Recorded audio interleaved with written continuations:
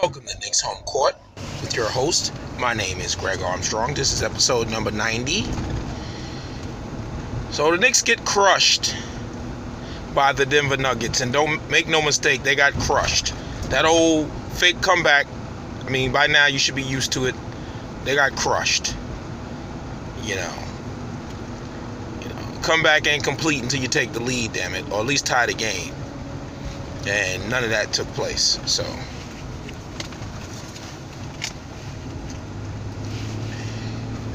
So, y'all think Kristaps was really hurt the other night against Golden State? Tweaked his knee and he was soreness. He twisted his knee in practice or whatever, and he was all right for the next game. Is bullshit, folks. It's bullshit. Just because they tell you that don't mean it's true. You got to understand, all the team has to do is say a guy is tweaked his knee or injured, and that's a rest day. It's a rest day, folks. It's a rest day. You're not tweaking your knee and playing 2 days later. You're just not doing that. Come on, you got to know that. And that's what makes the whole shit whack. I just don't understand what happens to people when they come to New York. Coaches, players. That's why I always was a big fan of Melo. Because you know what? Melo stayed Melo. He didn't change. Yeah, he didn't bring us any championship and all that other shit. But he played his game. He didn't change the way he played. He kept balling out.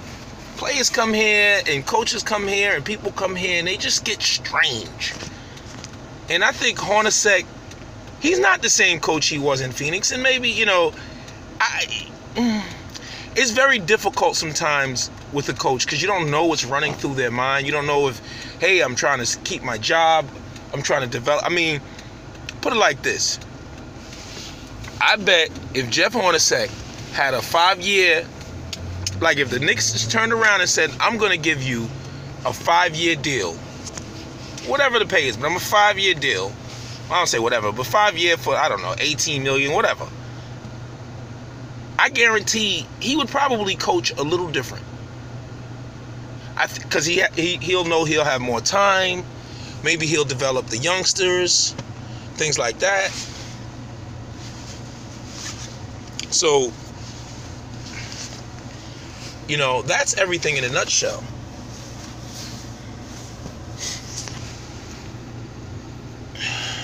So, that's probably why he coaches the way he coaches. You know what I'm saying? Like, to me, I'm confused. I don't know exactly what the Knicks are trying to do. As far as, I know you're trying to win, but it's a dual job you have. Try to win while developing the young players. And honestly, I'm not for Ntilikina ever playing the 2. I'm not for Trey Burke playing on the court with Ntilikina at the same time. I'm not for that shit. And everybody keeps saying, slide him over to the 2. He will be a terrible shooting guard, Ntilikina, because he's not a shooter. He's not a scorer like that. If you're going to put like this, if the Knicks ever think about playing Ntilikina at the 2, whoever plays the 1 has to be a really good scorer. It has to be a scorer. Or you have to have a really good scoring wing.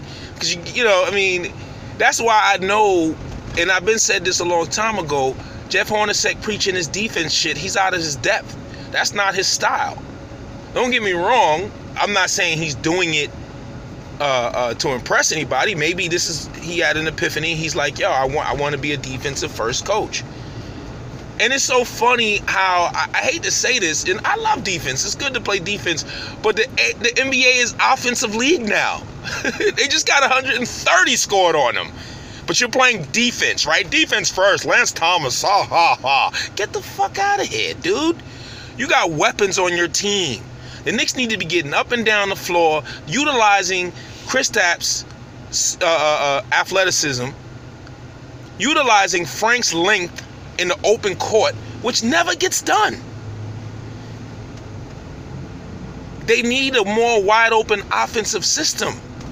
They have players that can run it. They got Hardaway, even though he didn't play yesterday. They have players who can play a more wide open system. They shoot enough threes. They look.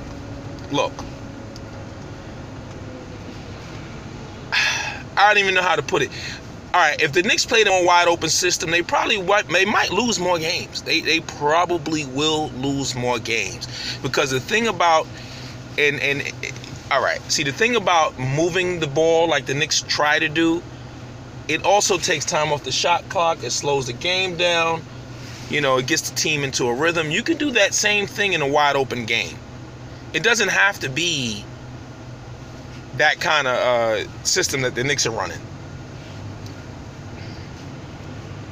And, you know, I don't know. Because this is a really important time for the Knicks. And it's not even so much about, like, everybody's thinking about playoffs or tanking. No. I'm talking about who's going to be the Knicks coach for the next 5 years.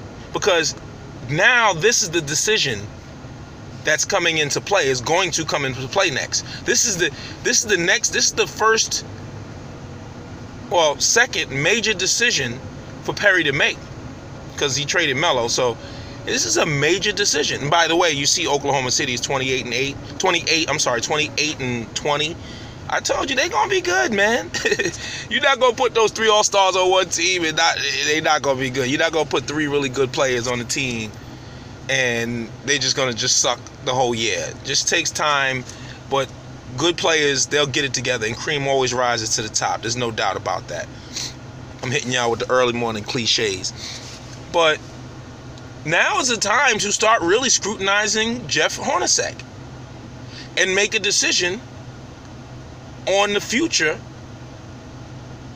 of this team as far as who's the coach going to be. Scott Perry did not hire Jeff Hornacek. So I don't know if Scott Perry is going to ride with Jeff Hornacek. And I'm going to be honest with you. I would rather Jeff be a great coach, because I don't want all of these different voices and things like that. But you know what? I wouldn't even be mad at Scott Perry if he said, you know what, I want to get rid of all the Phil Jackson residue. The Hornacek, the Rambis, all y'all motherfuckers, get up out of here. I didn't hire y'all. I don't have the same vision, even though he's talked to them and stuff like that. But I've been saying it, man. The Knicks need a forward-thinking young coach. You know, you need a forward-thinking, of today coach. And when I say of today, I don't mean 25, 30 years old. What I mean is a coach that utilizes analytics, who also understands the eye test and stuff like that, and understands the game, and understands that 3 points is more than fucking 2 points. And the Knicks need to shoot more threes. But not just shoot more threes, run plays to get threes.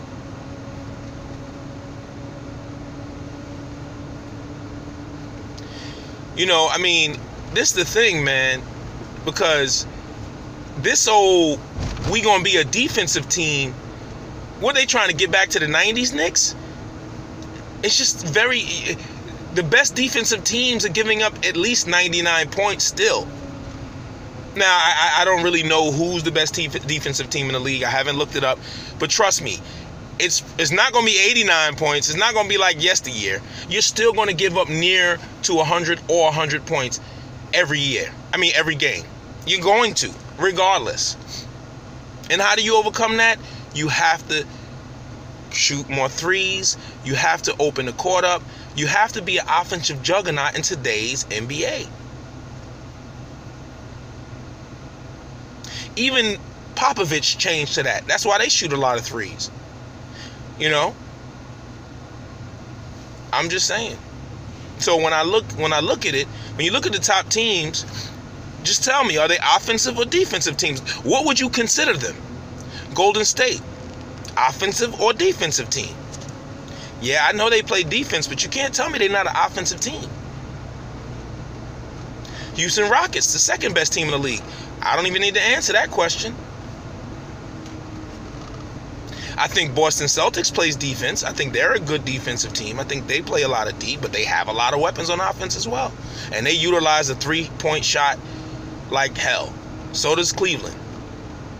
So does, matter of fact, Toronto, who has been becoming a much better team and is really a threat out in the East. What did they do? They opened up the court. They playing up and down, running gun basketball. But the Knicks don't want to play that way. You know what? That's what got Jason Kidd ass fired. You got all of them big dudes in Milwaukee that can run. Giannis, get him out in the open court. We see those highlights because Giannis grabbed the ball and go coast to coast. But they don't play a up and down game.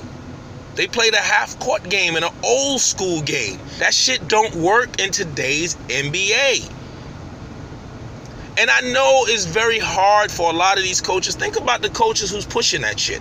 Think about the coaches who do up-tempo. Now, Steve Kerr does up-tempo, which is funny because, you know, he come from the triangle and he come from Phil Jackson and shit, but he's understood, like, listen, we got to play this open court game. We got to do it. Like, you have to do it in today's NBA. The Knicks are fucking driving cars with carburetors. You know, cars don't have fucking carburetors anymore. You know, you have to accept that. I see people, when it's cold outside, they still warm up their car for 20 minutes. If your car is over the year 2000, you don't have to warm your shit up. But go ahead, waste your gas. You know what I'm saying? Like, some people just can't adjust to today. My own dad doesn't even have an email. He's never had a fucking email. And he's not even that old. He just like, fuck that. Email my wife. Grouchy ass nigga. But I'm just saying, like, you know, when I look at it, you know, I'm looking around the league. I'm looking at the best teams in the league. It's a copycat league. It's not like we got some devastating low post presence. Don't get me wrong, Kansas good, but he ain't scoring 40 down there. He ain't scoring 50 down there. He's not Shaq. He's good. And I like Kanter. Should we keep him? Should we? I mean, well, first of all, we got him for at least 2 years. Because he's not opting out of that deal, because he's not going to get that deal again. So he's not opting out. So he's going to stay. He's here next year. There's nothing we could do besides trade him. You know, and you see teams are inquiring about O'Quinn and not Kanter, because O'Quinn is a hell of a defensive player. See, the thing is with Golden State, when people said O'Quinn, they were calling about O'Quinn, is because he fits perfectly. See, this is the thing. Golden State's the offensive juggernaut. They start Jaja Pachulia. So they don't need their center doing anything but just playing defense and getting rebounds. He would fit perfect in there. And he would have so much open layups and dunks just because of them. Because they're going to lay off of him. He'd be perfect there. He'd win a chip too. More power to you. Only thing is Golden State ain't got shit to give us. They ain't got shit to give us. I don't even think they got a pick this year. Teams at the top never have assets because they're full. They already got they put everything out there and they trying to win. So they don't care about assets. That's why when it comes to trading, the Knicks most likely will look to the better teams, because those teams will be willing to give up first-round draft picks to get an edge on other teams. Like, you could probably get a first-round draft pick for somebody like Courtney Lee, or a late first-round draft pick for somebody like Kyle O'Quinn, things like that. Only because those teams that are contending for a championship, they don't have time for a rookie. You know, like Cleveland now, they got a top pick. Now they may not give up that pick. They got a conundrum. Honestly, they're in a conundrum. I really don't know what I would do if I was Cleveland, because LeBron is so good and so smart as well, is that he's holding, I mean, people saying he's holding the franchise hostage, and I don't think so. He's just doing, first of all, nobody's talking about the chance that LeBron is taking. Keep taking these one-year deals. He can get hurt. His career can, things can happen to him, and he can lose out on hundreds of millions of dollars by taking one-year contracts every year. And that's something that nobody's saying, That's why players take long-term contracts, because of injuries. And LeBron hasn't done that. He's bet on himself each time and won. I gotta respect that. I gotta respect that. He's taking a chance, especially later in his career. He needs to take a 5-year deal because he's getting later in his career and he plays a lot of minutes. I know he takes great care of his body, but what happens is Father Time gets everybody. Bones get brittle and everything. So Kobe was an Iron Man too, and then he tore his Achilles, and towards the end, Kobe couldn't stay on the court. That shit happens. So I think that LeBron needs to secure the bag in a minute. But either way, right now, LeBron's like, look, I don't know what I want to do right now. I'm chilling. He's not going to LA, by the way. That's just not how. I don't believe he's going to LA unless he's bringing a bunch of people with him. Because one thing one thing LeBron doesn't want to do towards the end of his career is be on a bullshit ass team. Or be, first of all, I don't think he want to be in a conference with fucking Golden State. Who wants to do that? Be in the conference with Golden State and Houston. No, be in a conference where it's easy to get to the finals every year. Why would I fucking go in the conference? Why would I do that? That doesn't make no sense. It doesn't. LA, fuck out of here. Now, would he join Toronto? You put LeBron on Toronto. Wow, that's a juggernaut. Nah, he ain't going there. I don't really know, man. I don't really know. I mean, he's a good fit on the Knicks, but the Knicks don't have enough to win no championship with LeBron. It would have to be more than LeBron. So, who in the East look like, I mean, the Wizards? But he's not going to Washington. You know what I'm saying? If you put him on the Wizards, let Otto Porter come off the bench, trade Oubre for somebody. Who I like Oubre a lot. I would love him on the Knicks. He brings defensive grit and offense. He can score too. So, but you know, I don't know where's there to go for LeBron. I don't know where's the home for him. He might as well stay in Cleveland. They're gonna do everything he wants them to do. You know. Anyway, I have no idea, and I don't really give a fuck. But I just was thinking about those things. But back to the Knicks. Well, like I said, it's time to start looking at Jeff Hornacek. It's time to start focusing on what direction and what identity is this team gonna have. And you still can try to have a defensive identity, even though you gave up 130 points last night and been giving up a lot of points. I mean, the Knicks defense has been better this year. You see the effort. You see the trying. You know, I mean, it takes time to develop a good defensive team. I mean, if you keep the same coach and put it like this. If the Knicks said after the season, Hornacek, we're giving you a 5-year deal. 5-year deal. We got you. We believe in you. We like how you have improved their defense and the Knicks defense, and we want you here. Well, if that happens, right, then the Knicks, I think, have a chance of becoming a really good defensive team because it's going to be the same coach preaching the same principles over and over and over again. Same message. I'm really big on the same. The only thing is, the Knicks need to decide if Jeff Hornacek is that guy. Because it's not just about Jeff Hornacek, it's about Kristaps Porzingis. How's that relationship? How is he developing under Hornacek? And by the way, Kristaps is still developing, but he's going to be great. You can see it. He does a lot on his own, but the coach still has to help him along. Jordan even said it. Phil Jackson always challenged him. Jordan would score 45, and he'd be like, yeah, but you only had 3 assists. What's that? You only have 4 rebounds. You 6'6". You know, he would challenge him. And some players respond to that, some players don't. But what I'm saying is, are you putting Kristaps in the best position on the court to win games? Are you putting Ntilikina in the best position to become a really good point guard? On one hand, I like what he's doing with Ntilikina. I just don't like him at the 2. Just because he's 6'5", don't put him at the 2. He's not a 2. I can look at him. He's not a 2.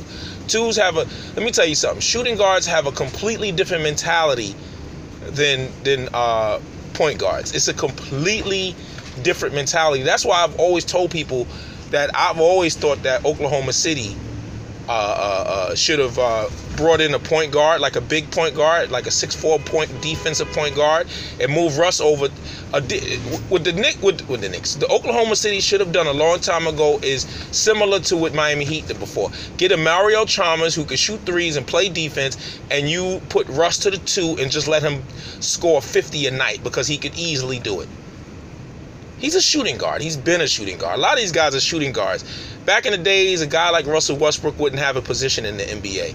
I know a lot of players. I knew a guy, his name was Terrence Rencher, and he went to the pros for a cup of tea, and he was a combo guard. And people hated combo guards. Now combo guards is the shit because the NBA has gotten smarter, and they realize it doesn't matter your position. You can play guard. It doesn't matter, you know, and anybody, as long as you can handle and play make, you can play guard. It doesn't matter which guard position. And like Damian Lillard, he's a shooting guard. He's not a point guard. I don't give a fuck if he plays point guard. He's not a point guard. Chris Paul's a point guard. This is a different kind, you know, they say score first. If you score first, you're not a point guard. You know, you're not. It's simple as that. There's point guards get the whole team involved and then do things that are necessary. Point guards like the mother, the father of the team. You know, it's like everybody gets fed and then I'm going to eat. That's the kind of shit a point guard does. A shooting guard is like, I'm going to eat every time I see the opportunity. And if you stop me from eating or stop me from doing what I'm doing, I'm going to pass it on to the next guy. That's how Russ gets a lot of his assists, from him attacking. And then people become open because of that. You know, so again, Frank Ntilikina is not a shooting guard. I don't ever want to see him there, but, you know, and I don't know as far as if the Knicks were to change coaches, they can't change coaches and get it wrong. They cannot get it wrong. It has to be, because Kristaps is only 22, but by next year, he's going to really, really start entering another level of his game. And by next year, I guarantee you, forget about this year. Next year, he's going to be expecting to make the playoffs. See, this is what I was trying to tell people. If you think you can just tank and then bring in a rookie, because if you bring in a rookie after tanking, guess what's going to happen? That rookie's still not going to be, he's not going to come in and take it to the playoffs. So you got to wait for that rookie to develop and shit like that. That's why the Knicks are doing what they're doing. Because don't think Kristaps won't leave. He's been in the league 3 years. He ain't stepped the playoffs. Well, this is his 3rd year. He ain't stepped the playoffs once. Next year, he's going to want that playoffs. He going to want the Knicks to be good, decent. And they can't sign anybody right now. So they have to make a decision and figure out next year, is there a coach out there that can get us to the playoffs? Or at least one game out of the playoffs? Or can Jeff do that? And I don't want to hear no shit about Mark Jackson. Mark Jackson's also another old school coach. You know, he instilled some nice defensive principles in Golden State, and Kerr came and said, okay, now let me put the offensive touches to that shit. Because Kerr Ben said, he said it many times, I never told him anything on defense. I just kept the defense that they were playing, just kept it going. I didn't have to change anything up. And that's respect, though. That's respect, and that's what makes Kerr a great coach, because he put his ego to the side. Even the way that they play basketball, he put his ego to the side. You know, the way he plays basketball, the way he coaches, he put his ego to the side. He came up in the 90s. And he's coaching this open court basketball. Yeah, he's all about winning. Not about winning the way he wants to win, but just winning. And that's what makes him great. So what coaches, that's probably going to be a part of my next podcast too. What coaches are out there? Is there a better option for the Knicks than Jeff Hornacek? Because some people don't like him. I'm not gonna say I don't like him. Like I said, I think he's done a good job. Is he the coach to take us to the next level? To take us, from A to B, from B to C? Because he took us from A to B. We're playing respectable basketball. Yeah, we're losing now because we don't win on the road, which means we're not mentally tough. Simple as that. If you need a crowd to play better, you're not mentally tough. That's why veteran and really good teams, they're mentally tough. The road, they love the road. I've heard veterans say, I love the road. I love shutting them up. It feels good. These motherfuckers, or better yet, I think the Knicks' problem sometimes on the road is sometimes being at home. The Garden is a very good place to play, and sometimes being at home when the Knicks are struggling, the team defense gets, I guess the players get more into it. And this has been happening for a long time as far as players who, what can I say, role players always play better at home. I just never understood why they don't play as good on the road. But I know it's a mental thing. You know, players who got role players, teams who got role players who play good on the road, those are great teams. Those are great teams. And Kristaps is, he's still in that kind of mode too. I mean, he's playing good on the road, obviously. So, you know, as I'm thinking about all of this, I'm just like, who could be the Knicks' next head coach? Because the Knicks' next head coach got to be here for 5 years. That's the question you got to ask yourself. Who's going to be the guy? If it's not Hornacek, and I'm not throwing him out either. I'm not ready to get rid of him as well. I'm not ready to get rid of Jeff Hornacek. Especially when I'm looking around and, you know, I haven't really done much research on the coaches out there. I don't want to retread. I don't want a big name that's been out the game for a while. I don't want Jeff Van Gundy. Let me tell you something. I think Van Gundy was a good coach for the 90s Knicks. I never really liked him as a coach, to be honest. I think that offensively he's challenged. He never knew how to get anything out of McGrady and Yao Ming. Now, they had injuries as well. But what I'm saying is, I never saw him as he's an okay coach. And people say, oh, what are you talking about? The Knicks defense. There was already a good defense before he got there. I know not before he got there, but before he became the head coach. And he continued that. He's likable and lovable by the team. But his offense leaves a lot to be desired. And we need a coach who's an offensive mastermind. That's what we need. We need an offensive mastermind coach with no ego, just focused on winning. You see, if you look at Brad Stevens, all he's focused on is doing his job. He don't give a fuck. I just want to win games. I don't care how it happens. So, that's the thing. I think that's what we need. And honestly, I have things I doubt about Jeff and things I like about Jeff. The team plays hard for Jeff. That's important. The team plays hard for Hornacek. You know, I like the fact that he holds his players accountable. Somewhat. Because last year, I mean, coaches are kind of pussy when it comes to the veterans. I'm not even going to lie. They kind of like, when it comes to the veterans and the star players, they kind of like, because they know deep down inside, I'm the coach, but he can fire me. Kristaps can fire Hornacek. You know what I'm saying? And they know that. So, but I think for the most part, the team plays hard for him and things like that. He's gotten a lot out of this team so far this season. They're struggling now, but you know, but the thing that worries me about him is really the antiquated way he wants to play basketball. The fact that they don't shoot, at least, I'm not even gonna put a number on it. They're at the bottom. I think they're the worst team in shooting threes. And the funny thing is, every time, let me tell you, sometimes I watch the games. And I don't always watch the games like MSG with Clyde. Sometimes I get the other announcers, which is cool. I like that, right? And the other announcers, they always say, oh, the Knicks are like last shooting three-pointers. You know, they playing very hard. It's a wonder why they're still winning games, but they don't shoot enough threes. And every announcer's saying this. And, of course, they have talking points and shit like that. But it's the truth. And the thing that puzzles me, when you got a team full of guys who, now I'm not going to say that they have a bunch of great three-point shooters, but they have guys who can shoot threes. Now, Courtney Lee is a very good three-point shooter. But if you look at it, Courtney Lee can shoot threes. Very good three-point shooter. Hornacek, I'm bugging. Yeah, he's a great three-point shooter.